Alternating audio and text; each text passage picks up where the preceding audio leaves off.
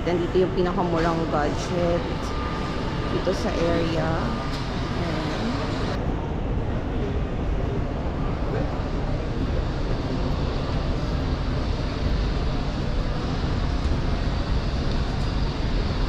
This one, oo, sharing. Okay. Okay. Sige, okay lang tayo. This one is egg.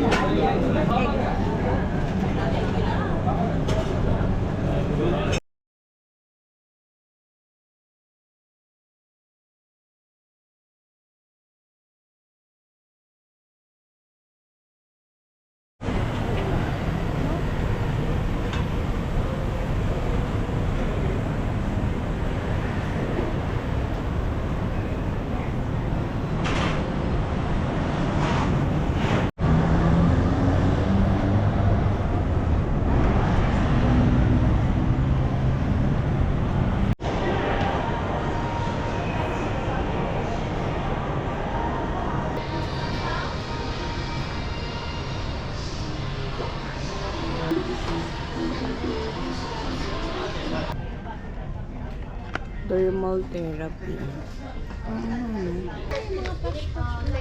Oo, to maganda to. Ayun na. Kung ano na naman mga pinagbibili natin. Kuha tayong dalawa. 148.20 cents. Okay.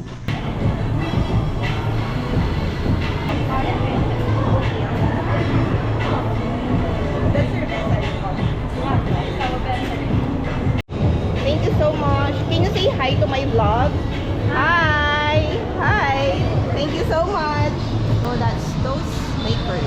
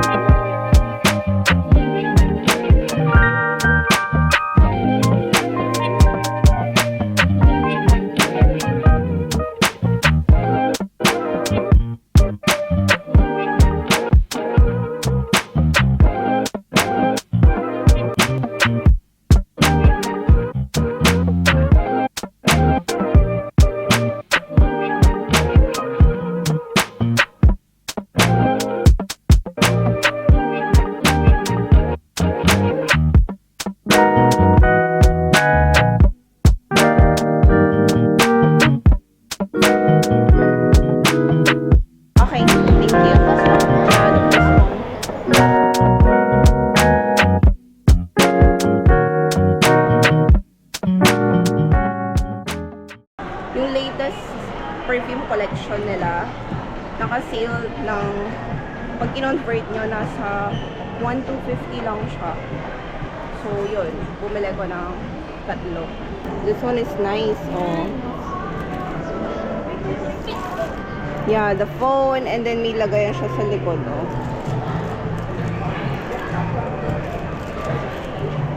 Oh, ang ganda nito, oh.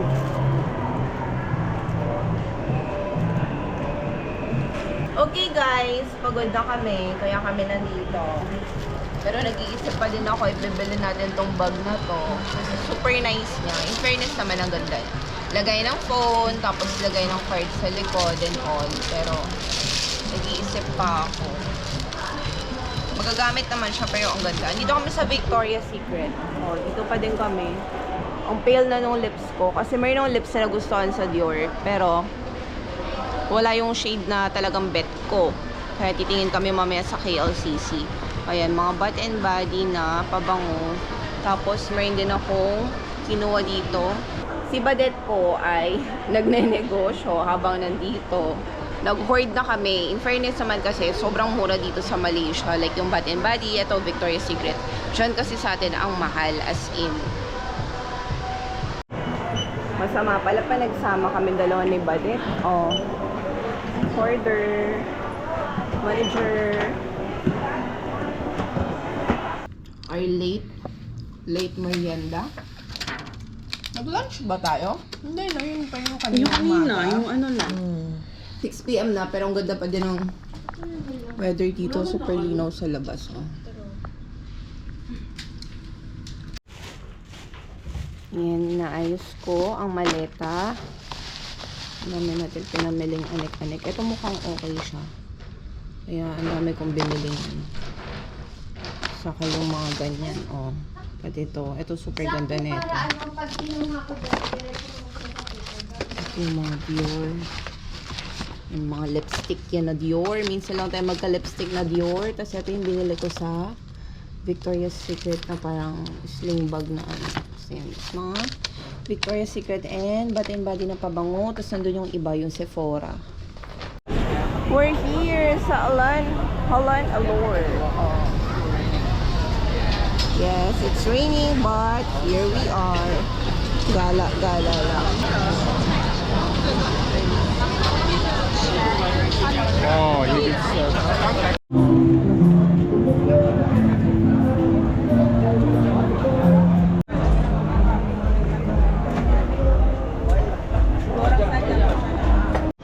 So, nandito kami sa Berkshire Times Square. Yung mall nila. Tapos yung condo na pinagstayan namin nasa kabilang side. Maganda ng mga bags saka shoes. Super mura lang. Pumasok lang kami dito para mag-withdraw. Ang ganda nito. Ano lang siya? Dalawa. 108 ringgit. Hindi siya mukhang pipitsugi na mga tsaka. May bibili nga akong pants doon mamaya eh. Kasi ang ganda. Wide leg siya. Tapos color black. Ito din oh. Ang nice. Ganda ng kulay. Ayan. So, trinay ko yung coffee nila dito. Sa tapat lang ng parang food court. Dito sa may Berkshire Times Square. And then, ito yung in-order ko. Ito daw yung bestseller nila. Sarawak hand roasted coffee. Ayan. So, that's okay? Okay, it's okay. Ayan. Hand roasted. Combination siya ng evap yata sa condense something. Tapos medyo strong. Roasted beans talaga siya.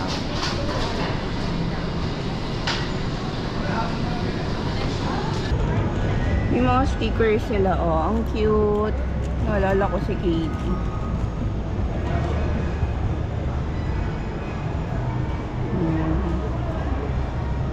Ganda.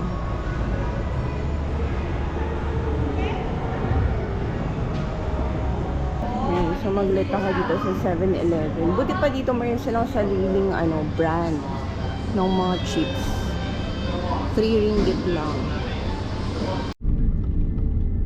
Okay, so dito na kami sa Holland Petaling.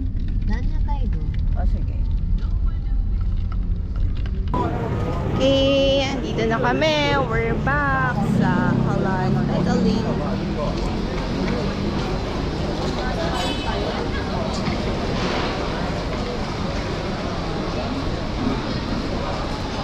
Ang bibili lang namin dito mga souvenir. Yung binila namin last year na mura lang. Sa kanya kasi may mga murang souvenir na tinda. The rest kasi dito medyo mataas ng onte.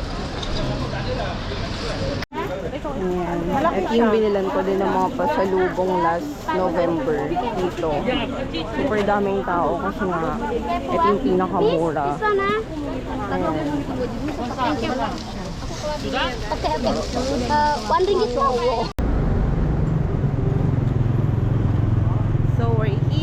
sa Kasturi Walk. Yan. So, namili kami ng mga pang pasalubong. And as you can see, grabe. Sobrang init. Nakakaloka. So, dito kami sa Central Market. Yan.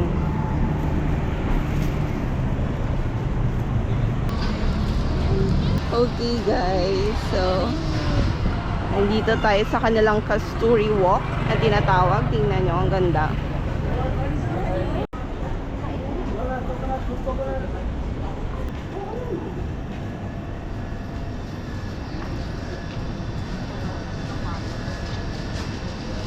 O diba, iitim na talaga tayo ng bongga.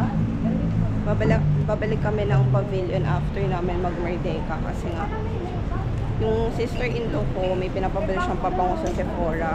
Tapos, ibibilin pa din ako.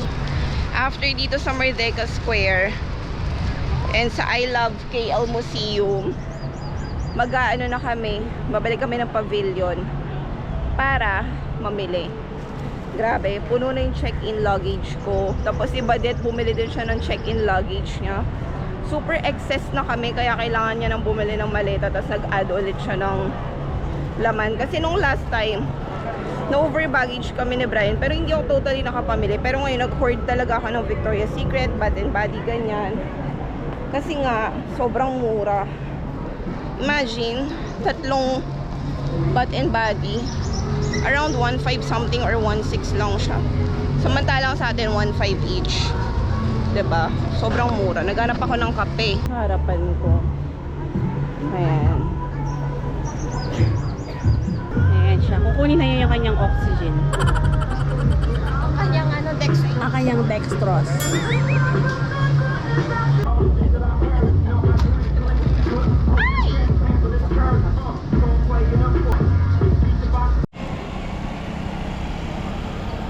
Kahit Sunday ngayon, hindi ganoon ka crowded.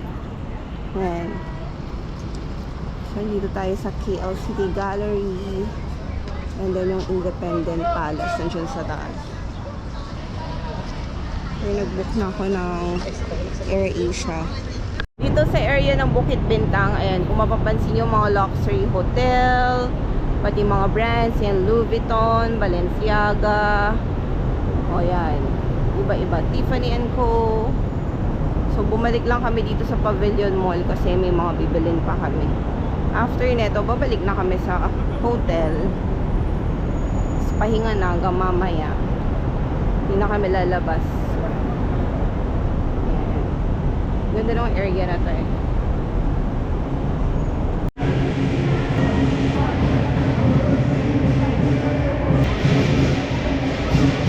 Bumili na naman ako ng Bath and Body. Yung ganitong scent. Kasi wala akong nabiling ganyan eh.